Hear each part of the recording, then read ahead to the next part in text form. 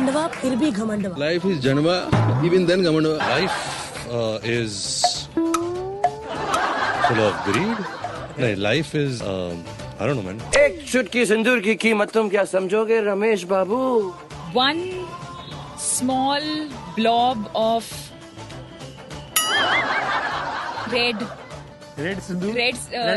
powder. Red chili powder. What do you know, Ramesh Babu?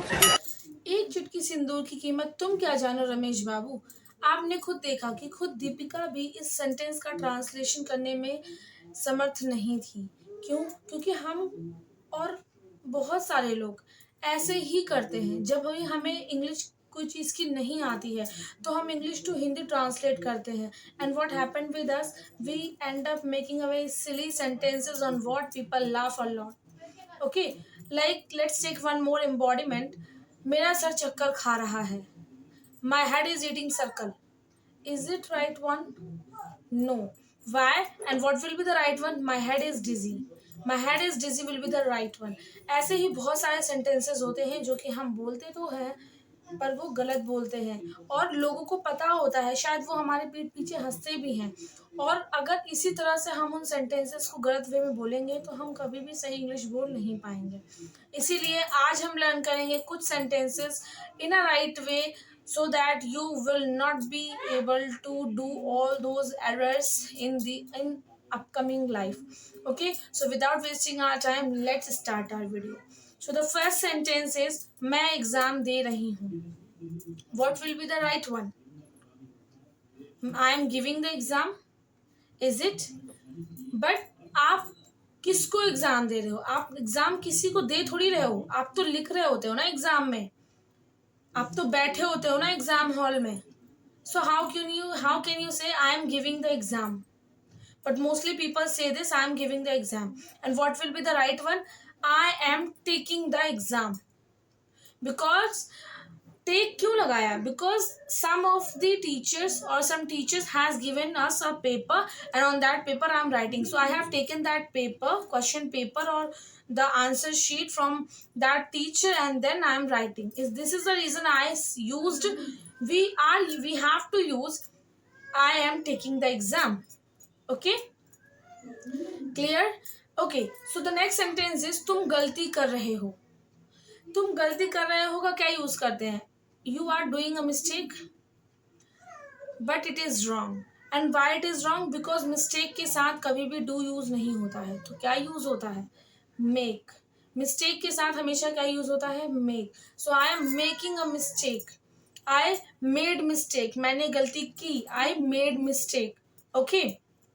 So now from today you will not say I am doing a mistake or I done a mistake. You have to say I made mistake. इसके बाद है मैं गाने पर नाच रही हूँ. I am dancing on a song. ऐसे ही तो कहते हो. I am dancing on a song. पर मुझे एक बात बताइए, क्या आप गाने पे खड़े होके नाचते हो?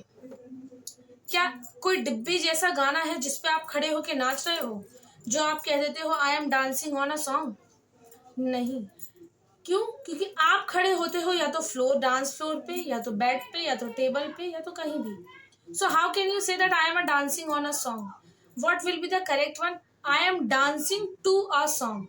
I am dancing to a song. This will be the correct one. I am dancing to a song. Okay? जब आप किसी डांस फ्लोर पे खड़े होके नाचोगे और तब कहोगे कि मैं डांस फ्लोर पे नाच रहा हूँ, then you will say I am dancing on the floor. अगर आप किसी टेबल पे खड़े होके नाच रहे हो then you will say I am dancing on a table. Okay. Now इसके बाद है वह मुझ पर मुस्कुराया. He smiled on me. ऐसे ही तो कहते हो. मुझ पर मुस्कुराया मतलब ऑन और स्माइल होता है मुस्कुराने का. सो सिंपली यू विल से he smiled on me और many of the people are using the same thing but this is wrong. And what will be the right one? He smiled at me. जब भी हम किसी particular उसकी बात करते हैं, पर्टिकुलर पर्सन की या पर्टिकुलर चीज़ की या पर्टिकुलर टाइम की, तो हम एट का यूज़ करते हैं ना कि ऑन का. और इसका एक और भी सेंटेंस है ही लाफ्ड एट मी. वह मुझ पर हंसा. ओके. तो इसका क्या हो गया? ही laughed at me, he smiled at me, not on me. उसके बाद है मैं म्यूजिक सुन रहा हूँ. मैं म्यूजिक सुन रहा हूँ. तो इसका क्या कहते हैं आप? I am listening music. I am listening music, but this will be wrong. Why this will be wrong? Because आप गाने को सुन रहे हो. तो I am listening to music. क्या होगा? I am listening to music. What will be the correct one? I am listening to music. Okay. वह मेरी बात कभी नहीं सुनता. He never listens me. This will be wrong. He never listens me. He never listens to me. वह मुझे कभी नहीं सुनता. अब इसमें कभी आपने क्यों यूज़ किया he never listens to me? Because इसमें आपने देखा कि हिंदी में कोई प्रीपोजिशन तो है नहीं, तो इंग्लिश में भी कर देते हैं, बट ऐसा नहीं होता है. इंग्लिश टू हिंदी ट्रांसलेशन के भी अपने कुछ रूल्स होते हैं, अपने कुछ रेगुलर ग्रामर होती है जिनका यूज़ हम करते हैं. तो he never listens to me. So this will be the right one. मुझे मत देखो. Don't look me. ऐसे तो कहते हैं डोंट लुक मी, बट ये भी इसका रॉन्ग सेंटेंस है. इसके लिए राइट वन क्या है? Don't look at me.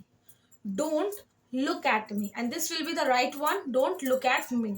इसके बाद है इस नंबर पे फ़ोन करो. बहुत ज़्यादा होता है ना, आप कहते हो इस नंबर पे फ़ोन करो, तो कैसे कहोगे? Call on this number. ये भी गलत है.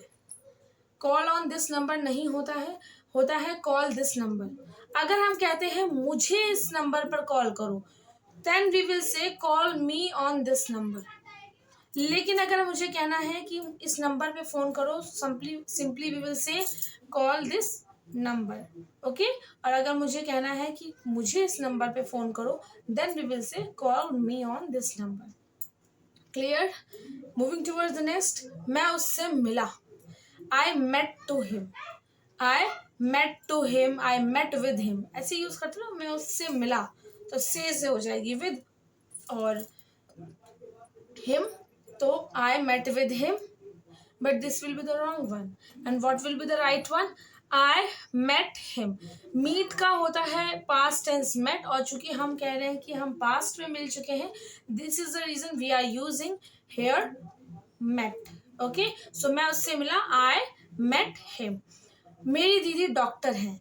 My sister is doctor. Simply you will say my sister is doctor. ऐसे ही तो कहते हो मेरी दीदी डॉक्टर है. My sister is doctor.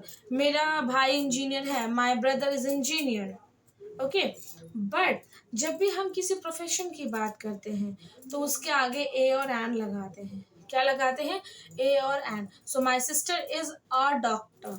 My brother is an engineer. Because E क्या है? वाउल है, और वाउल के साथ हम एन का यूज करते हैं. This is the reason I have used an. Okay. So my sister is an engineer, और my sister is a doctor. Okay. Clear? उसके बाद है मैं दिल्ली में पैदा हुआ हूँ. इसका आप क्या बोलते हो? I am born in Delhi. पर this will not be the right one. और इसका करेक्ट क्या होगा? क्योंकि आप अभी तो पैदा हुए नहीं हो. एम तो प्रेजेंट के लिए लगता है, और आप अभी तो पैदा हुए नहीं हो. आपने तो कई साल पहले पैदा हुए, तो आपने एम कैसे यूज कर दिया? I was born in Delhi. मैं दिल्ली में पैदा हुआ हूँ. Okay. I was born in Delhi. ये कुछ ऐसे सेंटेंसेस हैं जो कि हम बोलते तो हैं और गलत बोलते हैं, पर हमें क्या लगता है कि हम सही बोल रहे हैं. और बहुत ही ज़्यादा फ्लुएंट इंग्लिश स्पीकर्स के साथ भी ये चीज़ें होती हैं. ओके. जब वह आएगी तो मैं उससे बात करूँगा. This sentence many of the fluent English speaker doing mistake. Okay. So this you have to focus on a lot on this sentence. जब वह आएगी तो मैं उससे बात करूँगा. When she will come, then I will talk to her. Okay.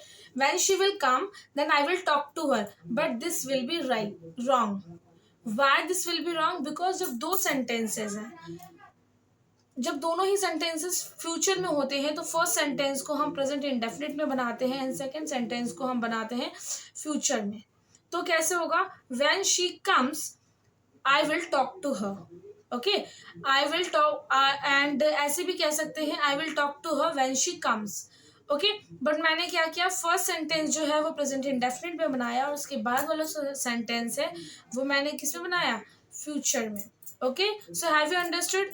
If या when जब आता है तो जो इफ के साथ जो सेंटेंस होता है, इफ से जुड़ा हुआ वो सेंटेंस हमेशा प्रेजेंट इंडेफिनिट में ही बनता है. You have to focus on this rule a lot. Okay, मैंने खुद को शीशे में देखा. I looked at me in the mirror. This will be the wrong one and what will be the right? I looked at myself in the mirror. I looked at myself, मैंने खुद को देखा, तो my self होगा. मैं यहाँ अंग्रेजी पढ़ने के लिए आया हूँ. I came here for study English. अब के लिए क्या होता है? फॉर होता है, but this will be wrong and what will be the right? I came here to study English. I came here to study English. देखिए, ये सेंटेंसेस आप जब आप सुनेंगे या जब आप प्रैक्टिस करेंगे तो बहुत ही जगह आपको पता चलेगा कि हाँ, आप सच में गलत बोलते थे. मेरा घर बैंक के पास है. My home is near to the bank, but this will be wrong. What will be the right? My home is near the bank, or my home is close to the bank. What will be the right one? My home is near the bank, or my home is close to the bank. मुझ पर एक एहसान करो. Give me a favor. ऐसे भी कहते हो ना, एहसान को तो फेवर कहते हैं, चलो. और give me a favour, but this will be wrong. Do me a favour. Okay, do me a favour. Now, जब मैं 20 साल का था तब मैं धूम्रपान करता था. सो आप इसको क्या बोलते हो? When I was 20 I was smoking. Okay, मैं करता था, I was smoking, but this will be wrong. When I was 20 I smoked, और when I was 20 I use to smoke. जब आप पास्ट में कुछ कर रहे होते हो तो उसके लिए हम यूज करते हैं यूज टू. तो then when I was 20 I use to smoke और आई स्मोक्ड. ओके, मैं यहाँ 5 साल से रह रहा हूँ. I am living here for 5 years. This people use a lot. Okay, whenever they want to describe their place, whenever they're living, they are living, so they describe this in this way. So I have been living here for from 5 years. Why? Because जब हम कुछ past में शुरू करते हैं और अभी भी तक कर रहे होते हैं तो उसके लिए हैज बीन और हैव बीन का यूज करते हैं. ओके, ये सूप ठीक से गर्म नहीं है. This soup is enough hot. This is also wrong, because the right one is this soup isn't hot enough. Okay, this boy isn't tall enough. This cup is not good enough. Okay, so whenever we are saying these sentences we will use like this. Okay, अब आते हैं एक चुटकी सिंदूर की कीमत तुम क्या जानो रमेश बाबू. So when we translate it English to Hindi, then how we will say? 1 pinch vermilion cost.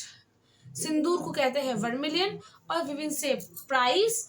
What do you know Ramesh Babu? 1 pinch vermilion cost or price. What do you know Ramesh Babu? Is it the right one? No. And what will be the right one? Ramesh Babu. First, we will translate the Hindi in right way. Ramesh Babu, तुम क्या जानो एक चुटकी सिंदूर की कीमत. This is not a question. We are telling the value of something to somebody, because Ramesh Babu is a man, and this vermilion who uses.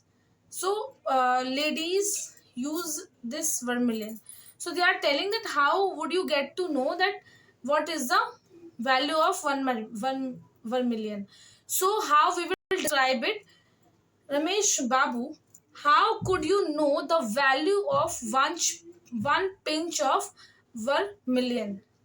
Ramesh Babu, how could you know the value of 1 pinch of vermilion? Like this you will be able to find the sentences in a right way. So whatever sentences you are using, please find out that whether it is right or wrong, and these sentences, do let me know in the comment section whether you were aware about these sentences earlier or not. If not, then tell me that what changes you have made in your speaking level. Now let's meet in next video with these kind of phrases and sentences, because I have started and initiated this phrase because I got to know that people are facing a lot of problems in learning English. when they are when they want to learn English and they started their journey with the grammar. This is a very unnecessary thing, whatever you people are doing, because learning grammar is somewhere you are wasting your time. So this is the reason we have initiated the phrases series. So be with us in those phrases series, and do let me know in the comment section whether you like this video or not. And if you like this video, please give it a like, and let's meet in next video. Bye bye, have a good day.